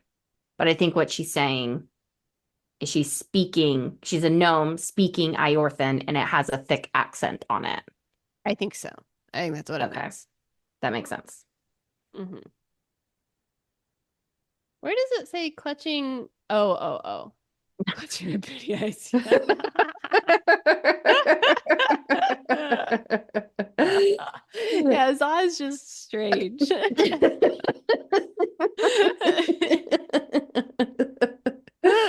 Oh, poor Zaw. Skolny might be one of my favorite characters. Okay, I gotta say, I just really love the imagination of this mirror. Yes. Like everything about it, I'm like, wow, that's really brilliant. Yes. So cool. So interesting how he calls her high highness. Yeah, he's like a little spider. Yes. Yeah, he was great. Okay, so Skolny's your favorite. Why is he your favorite? He just seems so interesting, so clever, how he has like impacted all these different like history times. Yeah. And he's very smart. He's everything that I feel like this book has been lacking. And I think that if we had had more insight to Skolny from like the beginning, maybe, may, I don't know how that could have worked out, but he's just so interesting. I feel like he really could have added a lot of the spice and depth to the beginning part of this book that we were missing. Hmm. Interesting. I do agree that all the brains in the book went to Skolny.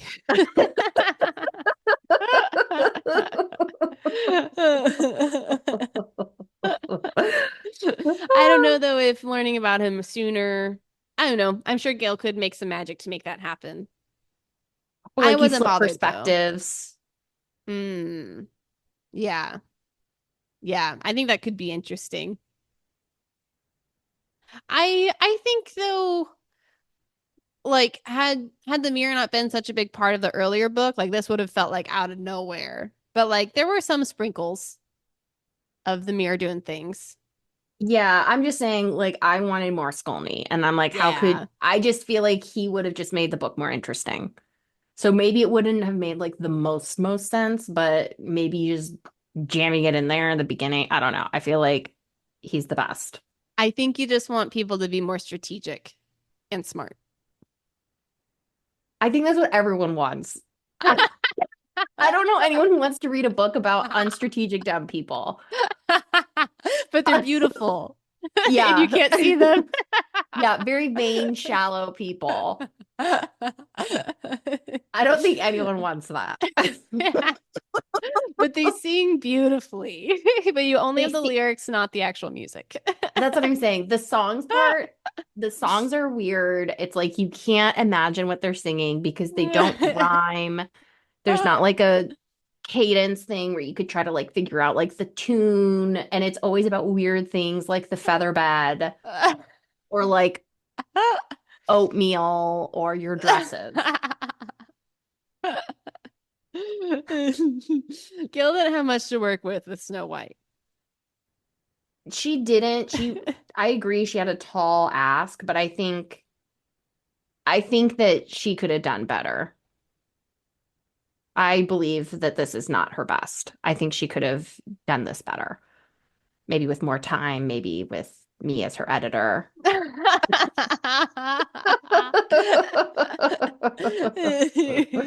Okay, we need to bring back better endings at the end. You got Yes. to rewrite the book.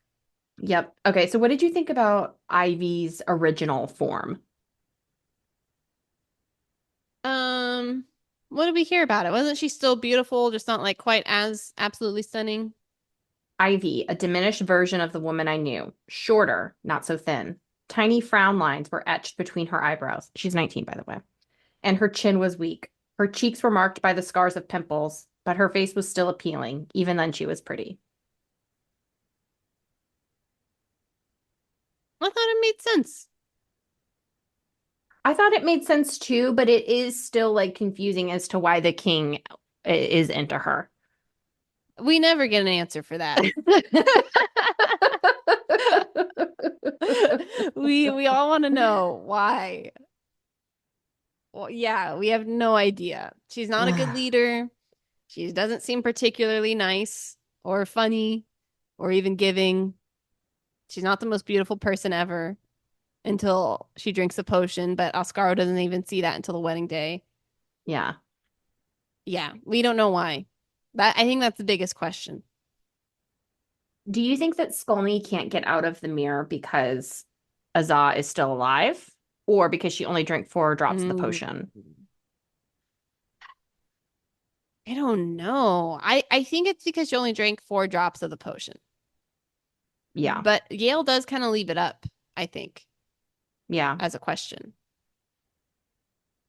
I don't So know I don't that the know. answer really matters, but I was just wondering what you thought. That's what I think. What do you think? I took it more literally that she was still alive because, like, it's only when you're dead, but it's also Yeah. begs the differ or begs the question of if you only go there when you're dead, then why did she go there when she was in a coma? Oh, Now, yeah. what? Oh, you know what would have been so interesting Ooh. is if she had given the king the potion, and while he was in a coma, he was in the mirror, and that's how he saw everything. Whoa. That would be next level. That would have been really interesting. Hmm. Yeah. I Wow. just Okay, so thought of this. Skolny, that's really interesting. Okay, so Yeah. Skolny is like, I need to kill somebody. So give this Mm-hmm. potion to lots of people. I'm gonna kill some of them. Yeah. He Yeah. tries Ascaro, and then Ascaro isn't fully dead, so he's just trapped in there. He's like, Just let's try the Zaw. And he tries the Zaw. He's like, we only have one seat. We can't all keep holding on. What if he's gotta die? Yeah. Oh my gosh, I'd be like even worse. That'd be really interesting though. That would be super interesting. And I feel like it would have tied in everything because it's like then he would have seen exactly what was happening. And it wouldn't have had been like, oh, the black cat, she came to visit me, and that's why I survived. Yeah. And I feel like then it would have made even more sense for him to be like, we really gotta undo this marriage, and I need to abdicate because I have bad judgment. Um, he still finds out about Ivy though. I I mean, think if okay. he would have seen all the behind the scenes, I think he would have been like disgusted. Mm, yeah. I don't know. I don't know if that exists in fairy tales though. Being disgusted. No, no, no. Getting divorced.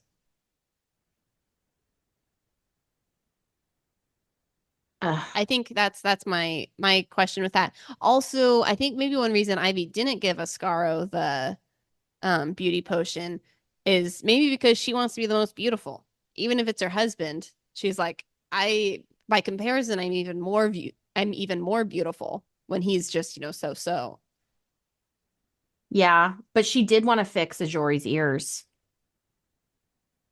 which I felt Yeah. like was alluding to maybe she's like, maybe I could fix his ears and like give him the potion. I think she just wasn't as attracted to him, but she was attracted to Ascaro. Mainly she was attracted to how much Ascaro liked her. I don't know. Yeah. I don't know. Still, I think that would have been like so cool. That would have been interesting. That would have been super interesting. Hmm. Hmm. Intriguing. Intriguing. Yeah. But I feel like she would have had to secretly feed it to Ascaro while he's in his coma or something. I don't know how that would all go because I I don't think he think, would take it on his own. you see, I think if he would have taken it on his own, then it would kind of like make their marriage make more sense. Oh, they're both just conceited. Yeah. Yeah, that might make sense. Because like, how can he be this good, loving, benevolent, wonderful person and then be with this terror, learn about Right. everything that she does? And he's like, nah, it's fine. Yeah, I don't know. That's a really good question. I'm wondering though if Oscaro was as terrible as Ivy, if it's like there it wouldn't have been a happy kingdom anymore that they were stepping into. And so like Ivy would just be continuing the terror unless Oscaro isn't as, bad of a ruler as Ivy is. So like he's still Right. conceited, but he's still just as fine as a ruler. Maybe people just don't necessarily like him as much. Yeah, exactly. Yeah. Yeah, I think that could have been really interesting. And I think that would explain their marriage. So, Yeah. all right, can add it to the better endings suggestions. Yep. So something that I wrote is on the top of 34. Azah is wondering, I wonder what Skulny might have persuaded me into preserving my own beauty because he kept threatening Ivy, oh, if you don't do what I'm saying, then I'll take away like how beautiful you are. Hmm. And I was like, well, I guess Gail's trying to show how both Ivy and Azah were being blackmailed, right? Like Azah was being blackmailed to sing for Ivy, and Ivy was being blackmailed by Skolny to do these things. Yeah. And then I was like, okay. I was like, maybe we're trying to humanize her. But then in the next sentence, he says, I didn't have to threaten anything to persuade her to kill you. Her own jealousy was quite enough. And then I was like, okay, never mind. Yeah. Just when you thought she had a redeeming quality, I'm she does like, not. nope, nope. Oh my gosh. Yeah. Skolny calls her 20, he says 27 Iorthans have owned Skolny before. 24 of them female. None such as an eyesore as you, Azah. Thank you.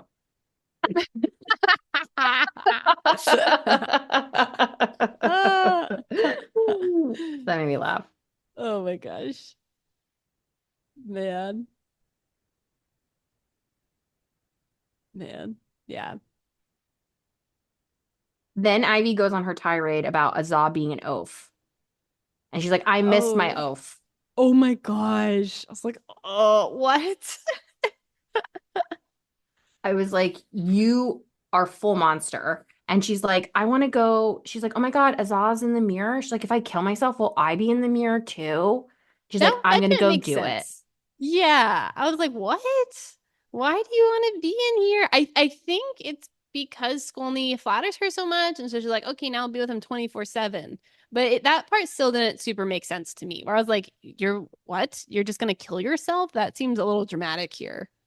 Ivy stirred the poison with a spoon. Oaf, I'm coming. Ogress, I'm coming. Oh my gosh. I'm like, what happened? Unless she feels bad about killing us all and she's like, maybe this will make it better. We both die. I I don't don't know. know because she gives me full narcissist vibes, Ivy, and narcissists would never kill themselves. Even if it meant being with their number one flatterer. Maybe she doesn't feel like it's dying because she knows where she's going.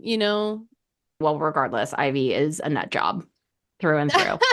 Okay, yeah, that it really didn't make a lot of sense. That seemed to come out of nowhere. That was weird. Because Skolny didn't even have to try to persuade her to kill herself. I'm like, that seems weird. I mean, maybe she's just like really stressed out and she's like, all this sucks. Yeah.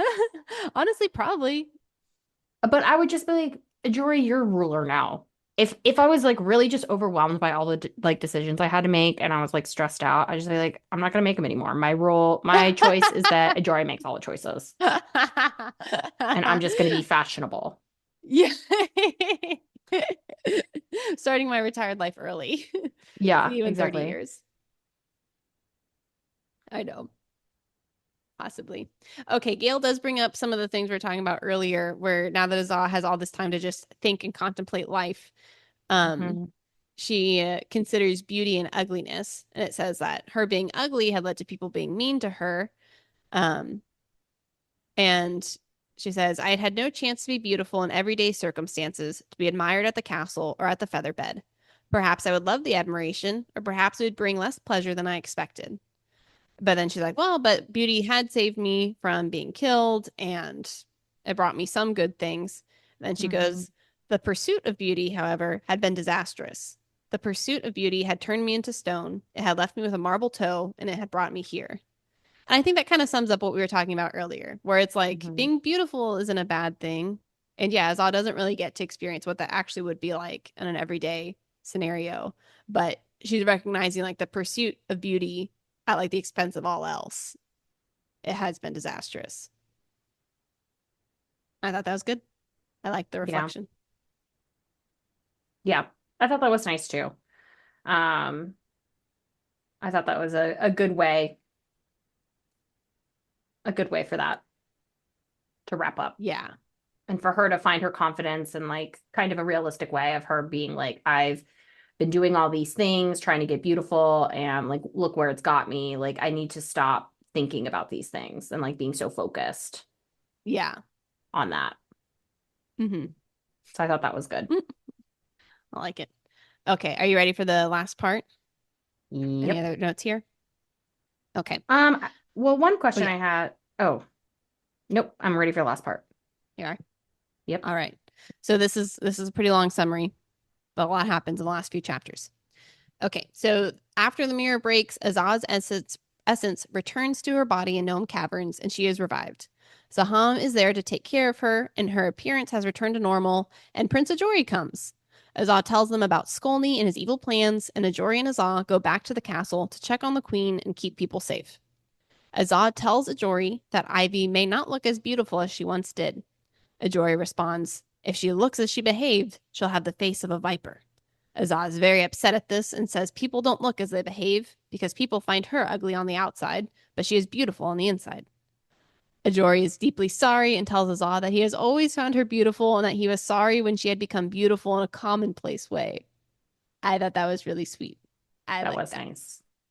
Okay, they return to the castle and Azaz talks with Ivy, assures her she is still as beautiful as ever, even without the potion, and that Ivy should see the king.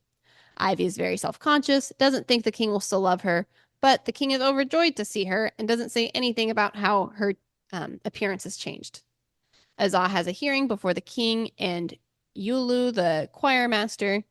The king judges Azah to be innocent. Yulu apologizes profusely for what he said and did to her. Ajori is thrilled Azah will not go to jail and uses this romantic moment to propose to her. Azah has a coming to Jesus moment when she looks in the mirror and realizes she's been her hardest critic. She looks in the mirror of her own mind and hated what she showed herself, but decided at this moment she would try to see what Ajori saw in her, dignified and grand. They have a sing, and surprise, it's Azaz and Ajori's wedding. The king sings that he will rule for 3 more years, and Ivy will live in the southern part of the kingdom during that time, after which he will retire and they'll go on their retirement cruise while Ajori and Azaz rule. Ajori and Azah have kids who look like Ajori but can also eluce. Her family comes live at the castle. They save the land from ogres together, and they all live happily ever after. Hmm. The end.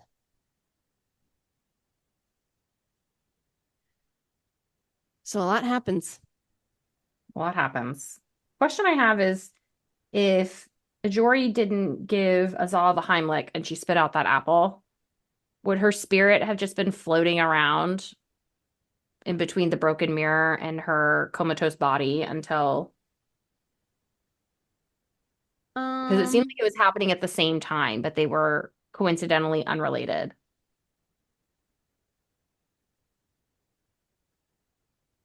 I don't think so because she came so her essence came back to her body and she said that I can like barely feel myself breathe, my heart beat, but then it stopped. Um, and like as her flame is like going out, yeah, Jory very conveniently was there with a Heimlich. So I Okay, think so she was you about think to die. she was on her way to die. I see. Yeah. But it Okay, was just I think very that good makes timing. A sense. Jory was there. But yeah, if he would have saved her while she was still in the mirror, would she have been sucked back? You know? Yeah, I don't know. I don't know either. Yeah. Good questions. Okay, so what was your Ajori meter at when while they were in Gnome Caverns? Like he's He's being recovering. nice, but when he's like, "Oh, I adore your face and your hands, the scent of your skin, the thicket of your hair. When I saw you on the receiving line, I thought you had grandeur." I like, "Did you?" Because I don't know, you flip-flopper. Yeah, I agree. I mean, I think it's also weird that he never told her that before, especially Yeah. since they spent so much time together. He's like, you have a beautiful voice. Couldn't he also say, I think you're beautiful? Yeah, why Yeah. is it waiting till now? And then he's always like, oh, like were people mean to you because of how you look? I think you look great, but like maybe others think that you look hideous. I don't know.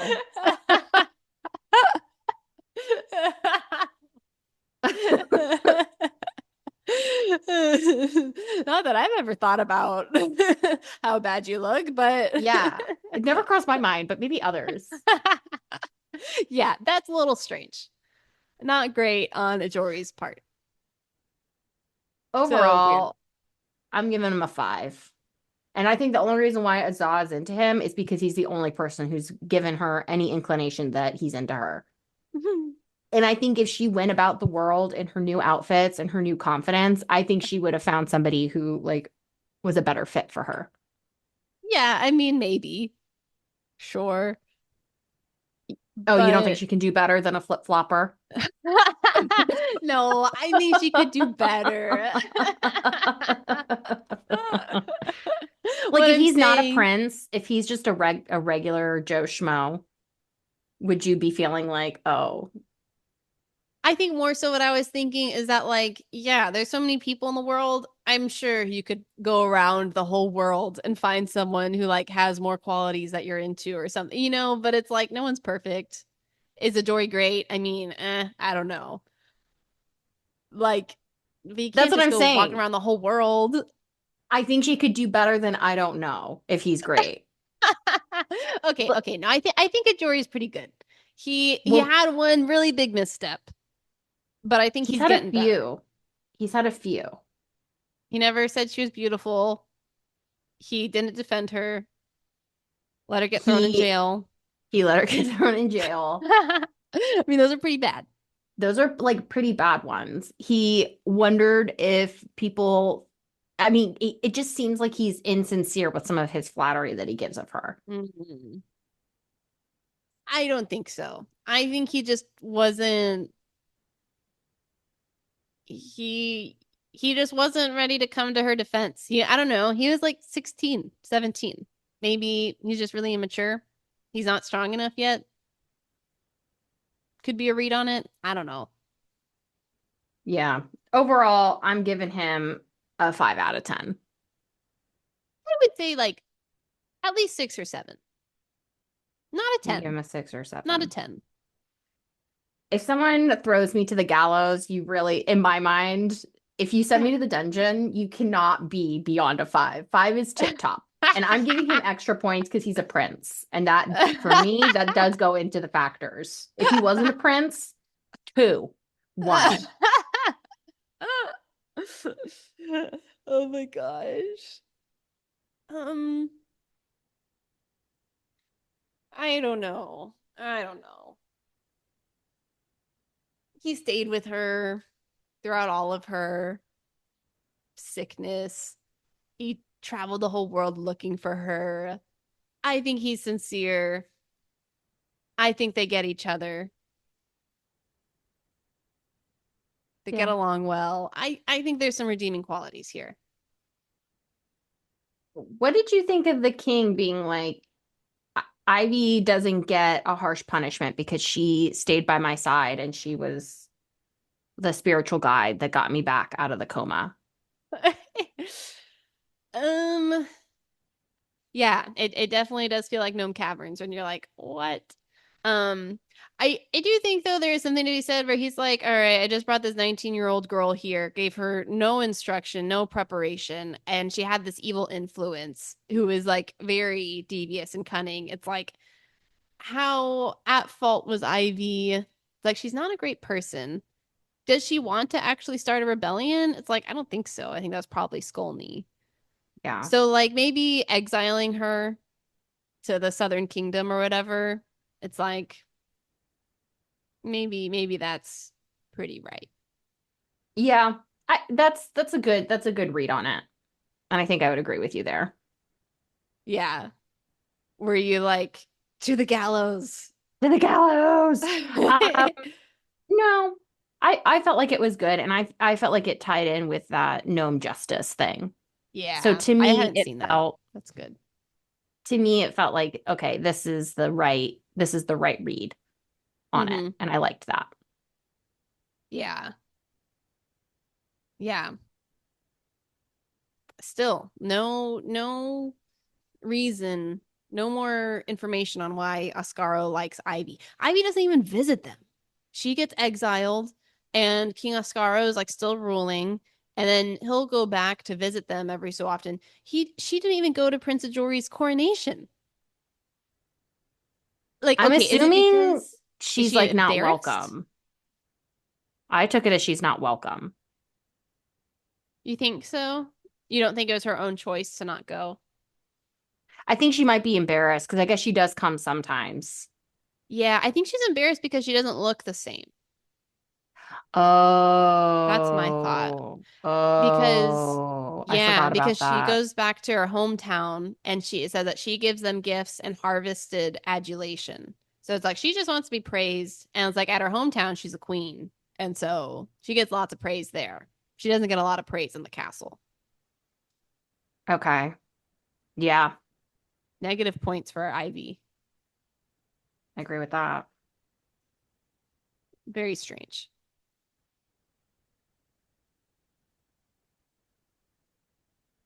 So, Did we do the epilogue? yes. Do you Okay. have notes on that? Um, the Duchess's cat come the Duchess comes with and the cat's population swelled and the rat population dwindled, which oh, that's nice. But what about the birds?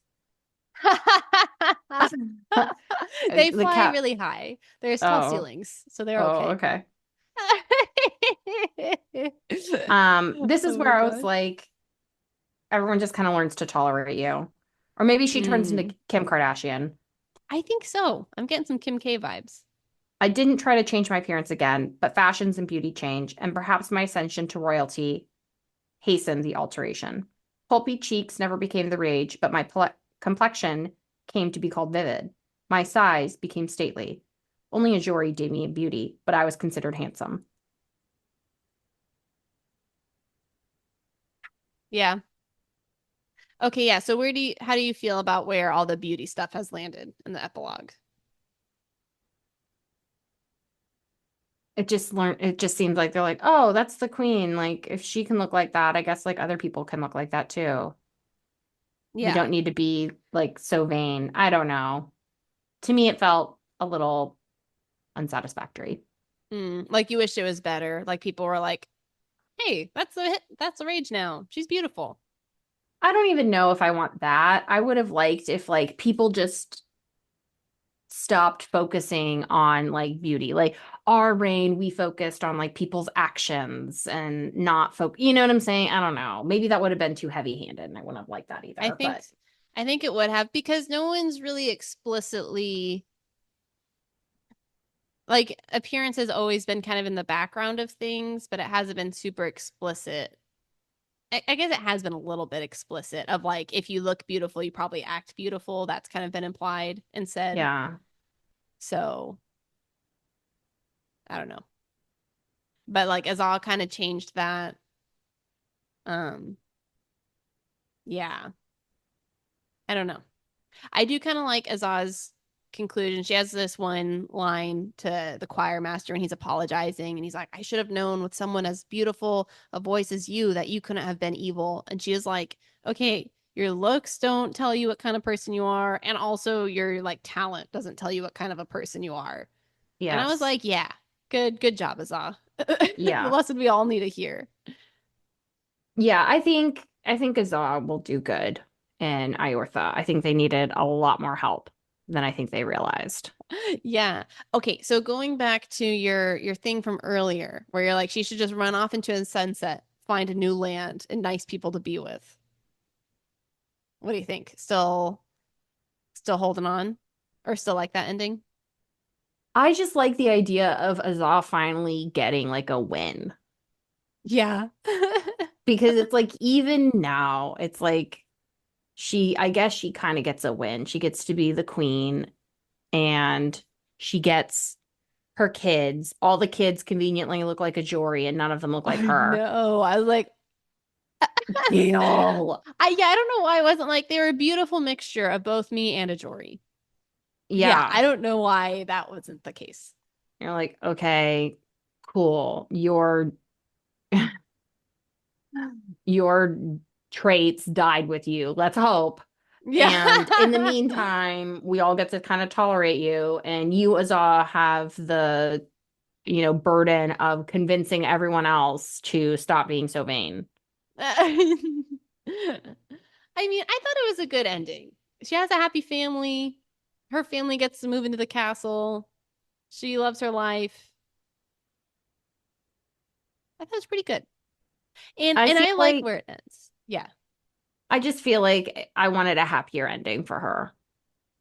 I think it's because her voice is so like monotone. It doesn't feel as happy because she could have been like, I went on adventures and I loved it and we laughed all day. But she's just like, we saved the people from ogres.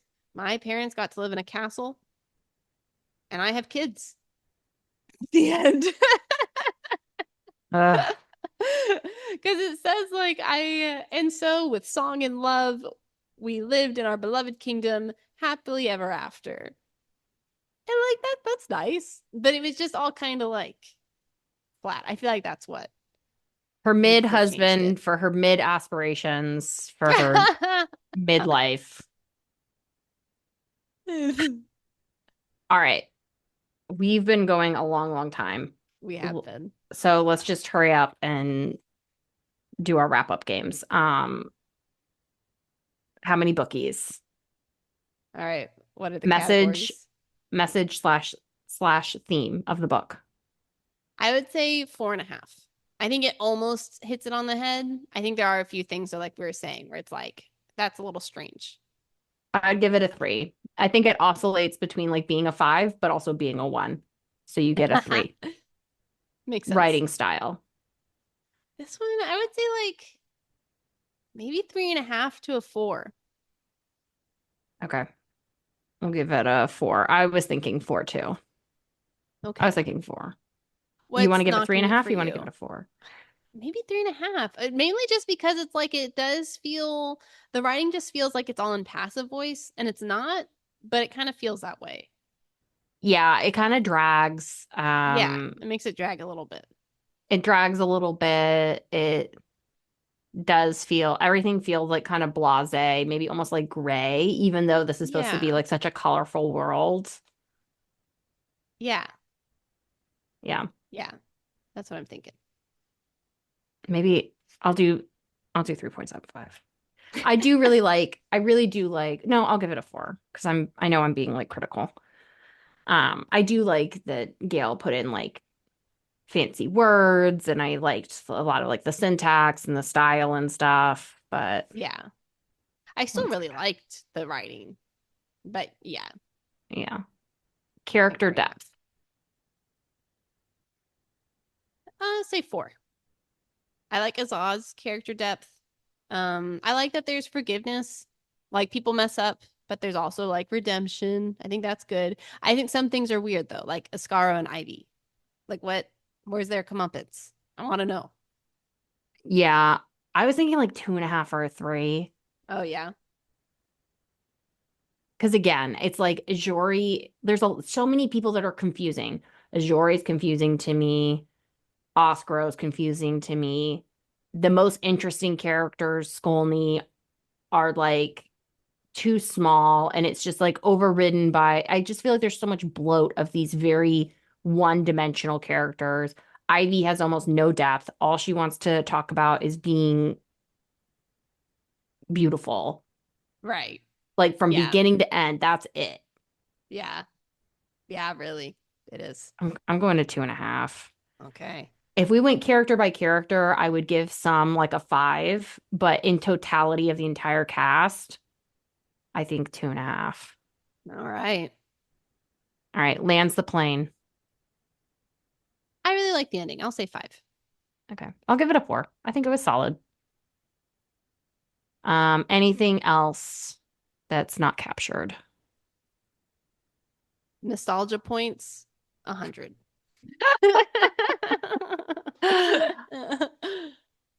Please add that to the calculations. Okay. You want to give it a 5? I don't know. Are we allowed to just throw things in like that? Yeah. All right, 5. All right. I'm going to give it just like my overall takeaway of the book, 3.5. What I'm thinking. All right.